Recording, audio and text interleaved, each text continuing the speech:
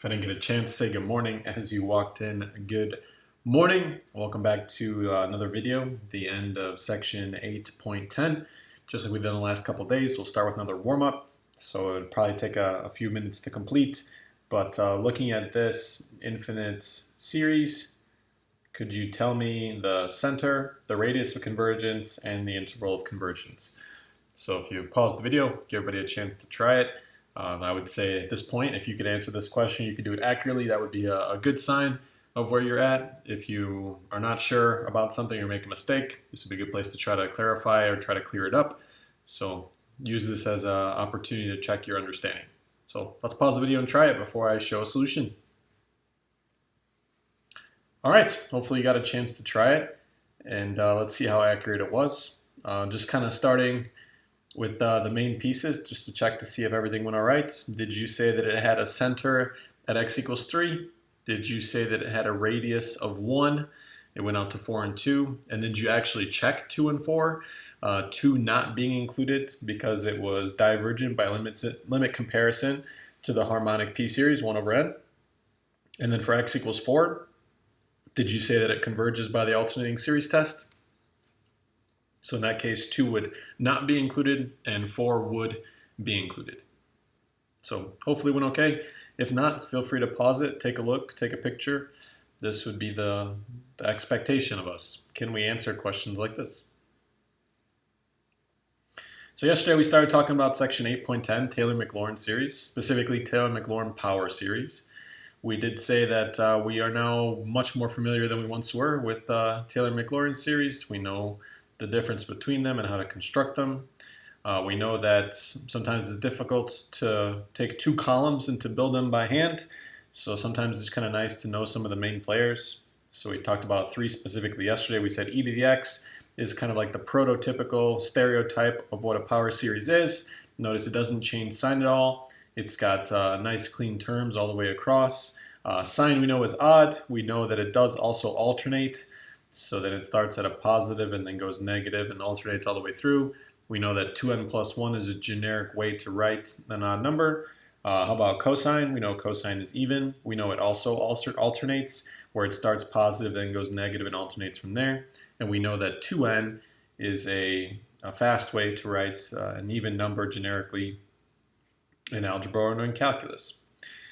So yesterday we showed an example of one where it would be maybe pretty tedious to do with 2 columns, such as sine of x squared. But what you can do is you can start with what you know about sine, which is that it's odd. And then once you have that, you can plug in x squared for all the x's, and that will actually be the fast way or the shortcut way of doing things. So that's the main point from yesterday. We showed this basic list in class yesterday as well. So if you want, you could refer back to it. We did say that these 3 were kind of like the most important players, but you maybe should also know something about the natural log. And then today we are going to discuss binomial expansion and how do binomials work when it comes to power series. Just kind of a precursor to where we're at. Just kind of looking at this binomial 1 here on the bottom, you could see that the binomial is 1 plus x because it has 2 terms. It's being raised to the k power. Notice the first term is 1, and then I have k times x. The next term is k, and then k minus 1 times x squared. Then it's k, k minus 1, k minus 2.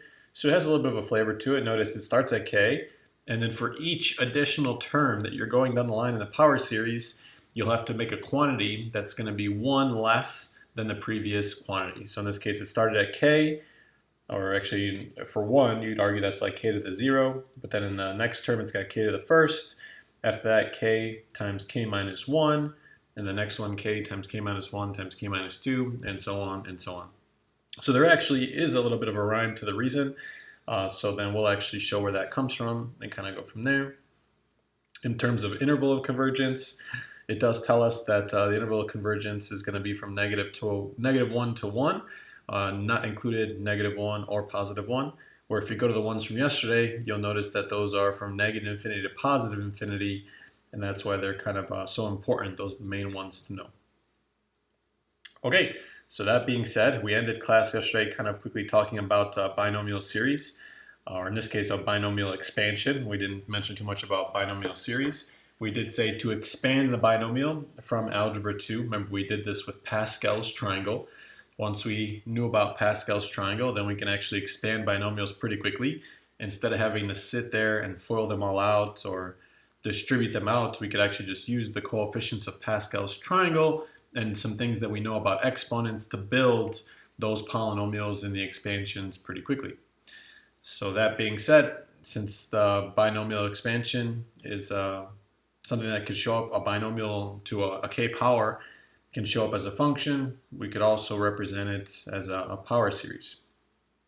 So if you look at example 4, we'll talk about binomial series. It says find the Maclaurin series for the function 1 plus x to the k power and determine its radius of convergence. Assume that k is not a positive integer. So in this case, we'll dive right in. We'll actually do this one with 2 columns and try to build it from scratch and see how it matches up onto the table. If you're already thinking to next year, this would be actually a pretty interesting thing to do with a pumpkin carving. So if you're looking for something spooky, you could build an infinite series, make it alternating, of course, and put it out on your front lawn. I don't know anything spookier to kind of set yourself up for next year. So feel free to use it. I'm not going to copyright anything here. Feel free when most of you guys are in college. I bet you will want to carve pumpkins with some people that are on your floor of your dorm. This would be a good option for those of you that are interested. All right, so let's dive in and see what happens. So let's build 2 columns here. Again, we're not going to get too crazy with the number of terms in the columns, but maybe we can do a couple. So of course, when we start in the first column, we can start with the function itself. This is the quantity of 1 plus x to the k. How about the derivative of that? Well, let's talk about f prime. We know that if I try to take the derivative of the quantity 1 plus x to the k, I am going to run into the chain rule because here I have 1 plus x sitting inside of something to the k power. So k is actually going to be some kind of a constant, right? So in this case, if I take the derivative of 1 plus x to the k, I know by chain rule that I need to take the outer function and decrease it down by a power. So that k is actually going to come out front as a coefficient. Then I'm going to have 1 plus x quantity. It's going to be 1 power less than k, so now it's to the k minus 1. But by chain rule, I know that I need to multiply by the derivative of the inside function. Well, if the derivative of the inside, or the actual inside function is just 1 plus x, then the derivative of 1 plus x is just 1. So taking this k times the quantity 1 plus x to the k minus 1 and multiplying it by 1 wouldn't change it. So that would actually be the first derivative right there. Once we have that, there is actually a little bit of a pattern that starts to emerge. If I try to take the next derivative, notice the inside function hasn't changed. It's still 1 plus x. So the derivative of the inside function is still going to be 1. So then really it's just going to become a game of exponents and coefficients. So I had k out front, but if I knock this down by a power again, then this k minus 1, if I take the derivative of it, is also going to have to come out front. So then it becomes k minus 1 times the quantity of 1 plus x, but then I have to knock it down by a power. Well, if the power is already k minus 1, then taking it down by a power will now make it k minus 2. So then what would the third derivative look like? And then maybe then we'll stop it there once you kind of see the pattern. So what would the next derivative in line be? Well, maybe somebody said it out loud, but you'd have k. You'd have k minus 1. You'd have k minus 2. Then you'd have the quantity 1 plus x. Knock it down by a power. If it's already k minus 2, it will become k minus 3. All right, so if you want, you could say dot, dot, dots. This is going to continue onwards. So it's kind of a big thing to write. So then how about our second column? We know that we are building Maclaurin series. So for this case, we know that this is implying that the center is going to be 0. So let's evaluate everything in our first column at 0. So I always like to just write it out. F of 0, f prime of 0, double prime at 0, and of course triple prime at 0. And then if you want, you could do dot, dot, dot, dot, dot. So then what about f of 0? Well, if I take 0 and I plug it in here, then I'll be left with 1 to the k power, but 1 to any power is just going to be 1. How about f prime at 0? If I take this and plug it in, 1 plus 0 is 1. 1 to the k minus 1 power is 1. And if I times it by k, I'll be left with just k. How about the next guy in line, f double prime at 0? Again, 1 plus 0 is 0. To the k minus 2 power is still 1. So then k times the quantity of k minus 1 times 1 is just k. times the quantity of k minus 1. How about the next guy in line? Maybe if you're noticing the pattern, well, this part that has 1 plus x, if you put in x is equal to 0, is always going to come back as 1. So I'm hoping that you would agree we'd have something like k times the quantity of k minus 1 times the quantity of k minus 2, and then it would continue going onwards. So then what would the power series look like? Well, let's put it all together. Using what we now know in the second column, we can say 1 plus x in a quantity to the k power. As a power series, we'll start with a 1, and then it'll be plus k over 1 factorial x to the first. Again, because it's Maclaurin, we're not subtracting any centers. The next guy in line for a derivative at a center of 0 would be k times the quantity of k minus 1 all over 2 factorial and then x squared. What would the next term in line look like? Well, I think it would be k times k minus 1 times k minus 2 all over 3 factorial and then x cubed.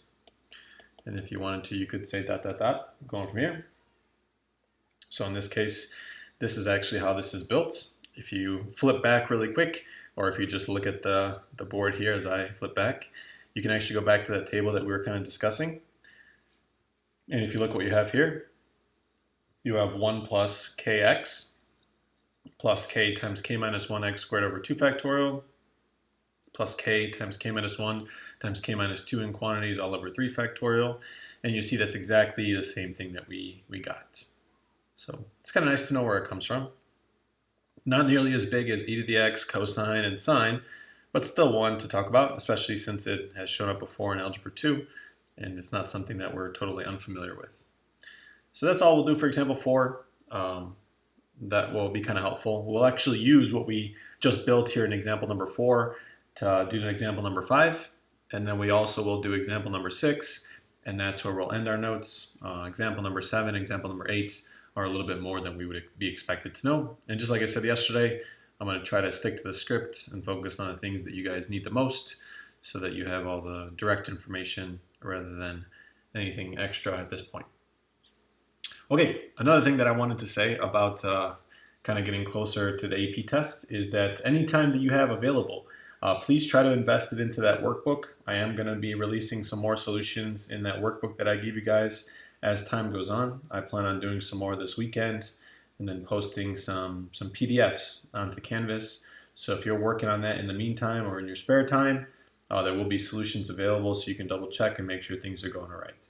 I imagine that we'll probably still have like maybe 1 or 2 more weeks of new material. I'm going to try to get you guys to the end and then give you a couple weeks to prepare for the AP exam, and then possibly release like a full-length test so you can practice on your own, give yourself a score, and kind of see how it goes. So that's kind of my plan.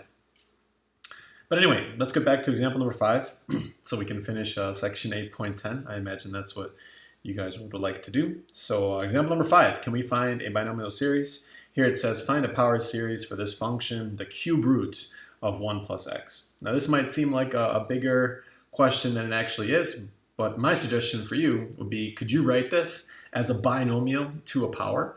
Well, of course, we have the cube root of 1 plus x. This is the same thing as the quantity of 1 plus x to the 1/3 power. So if you wanted to, you could rewrite the function, maybe right next to it. You could say this is the same thing as the quantity of 1 plus x being raised to the 1/3 power. And now you could say this definitely resembles what we just did a moment ago, where we had 1 plus x being raised to a k power. So in this case, you could also say this k that we were describing in example number 4 generically is actually going to be 1/3 in example number 5. So knowing this, we don't have to build the 2 columns like we did in example number 4. We know something. We know something that we built right here. We could actually use this to our advantage and kind of run from there. So I'll actually leave it there on the top of the screen so we can use it to write our first line. So we could say, okay, let's build this power series for 1 plus x in a quantity to the 1/3 power. Well, we know it's going to start with 1. Again, I'm referencing what I have up here up above. The next term I should have k times x, because k over 1 factorial is just going to stay as k. We could actually just plug in what we know about k. In this case, what we know about k is that k is 1/3. So we could write plus, we could do 1/3, and then we could do x. We'll go down the line plus. The next guy in line we have is k, which we know is 1/3. And then we have k minus 1, which is 1/3 minus 1. This is going to be all over 2 factorial, and then it's going to be x squared. And we are going to simplify this in a few moments, but let's just write it out so that it kind of matches what we have up here up above. The next term in line we have starts with k, so it starts with 1/3. Then it has k minus 1, so that's 1/3 minus 1. And then it has k minus 2, which is 1/3 minus 2. And this will all be over 3 factorial, and then x cubed, and then we can do plus, and then dot, dot, dot, dot, dot. So my suggestion would be let's just try to clean this up a little bit. So now that we've used that one up above, maybe I'll scroll down so we have some more space. So then what can we say about this quantity of 1 plus x to the 1/3? Well, this 1 doesn't change. It's already reduced. We have the 1/3 x kind of hanging out. How about this next one in line? So we have plus. So we have 1/3, and then 1/3 times the quantity of 1/3 minus 1. So if you want, we can actually rewrite this part right here, the coefficients, kind of in a couple pieces. So we know the first piece is going to be 1/3. We know that 1/3 minus 1 is negative 2/3, so we could multiply by negative 2/3. And then we are dividing by 2 factorial. We know 2 factorial is the same thing as 2 times 1, which is 2. Since it's in the denominator, we know that dividing by 2 is the same thing as multiplying by a half. So if you were going to simplify, I would say maybe this would be the way to do it. Let's try to do the same thing for the next term. We start with a third. We know that 1/3 minus 1 is negative 2/3. And we know that 1/3 minus 2 is going to be negative 5/3. So it looks something like this. Now we're also dividing by 3 factorial. We know 3 factorial is 3 times 2 times 1, which is 6. Dividing by 6, the same thing as multiplying by 1/6. And then we would have x cubed, and then plus dot, dot, dot, dot, dot. So let's just clean it up one last time. We have this quantity of 1 plus x to the 1/3 power. So it starts with 1, then it has 1/3 x. How about this one? If we multiply fractions, we know that they multiply straight across. We can kind of see what this one's going to turn into. So in this case, on the top we'll have negative 2. On the bottom we would have 18. So then this would become negative 1/9 when you reduce it, and it would be x squared. How about if we do the same thing for the next term in line? So for the next term in line, you can see the numerator is going to multiply to positive 10. And on the bottom, we have 3 times 3, which is 9, times 3, which is 27, 27 times 6. This is 162. So this is going to be 10 over 162. Since they're both even, we can reduce it. I think if we reduce it by a factor of 2, we'll have 5 over 81. And this will be x cubed, and then plus dot, dot, dot, kind of keep going from there. So in this case, this would be the power series that we're looking for. Example number 5. Again, similar to yesterday, but a little bit different because it's not so maybe popular as e to the x, sine and cosine. We could also talk about binomials. So in this case, this would be the power series answer for example number 5. Okay, so we only have one example left. That's what we're expected to know from this section is example number 6. So let's roll to it. Again, we have this basic list that we're starting to develop. We're not going to get too much more in depth than other ones. We kind of mentioned these. You wouldn't really need to know arctan and arcsine. Possibly ln, we did say would be one to know. So let's do it. How about example 6, our last example in this set of notes. So it says, find the power series for the function cosine of the square root of x. So again, as we mentioned yesterday, it's not cosine times the square root of x, it's cosine of the square root of x. So in this case, maybe you could say, okay, the square root of x is inside of cosine. Again, don't take the time to build the 2 columns. It might just be more tedious than it has to be. So instead, let's talk about what we know. Well, I see the outside function is cosine. I see the inside function is the square root of x. So I'll start with cosine. What do I know about cosine? Hopefully you would agree cosine is going to be even. So then what does it start with? Well, it starts with the 0th term. The 0th term is going to be 1. We know it alternates, so it's going to be a minus because the first term was a positive 1. And then it's going to be all the even terms, right? So if it's the even terms, then I know the next guy has to be x squared, and it's going to be over 2 factorial. Again, it's alternating sign, so I expect to see a plus. And then the next even term is going to be x to the fourth over 4 factorial. It's alternating signs, x to the sixth over 6 factorial. You can say plus, dot, dot, dot, dot, dot, work your way down the line. Do you remember the generic way to write cosine from yesterday? Well, it has to have an alternator, -1. What's going to be the power for -1? It's going to be to the n, because we want the first term to be positive, and then negative, and then positive, negative, and alternate from there. We do know that it's going to be all of the evens, so then we'll have x to the 2n power, because 2n is a generic way to write an even number, all over the quantity of 2n, and then that quantity factorial. So this would be for cosine. So now what if we want the cosine of the square root of x? Well, it's not much more difficult if I already know what cosine is.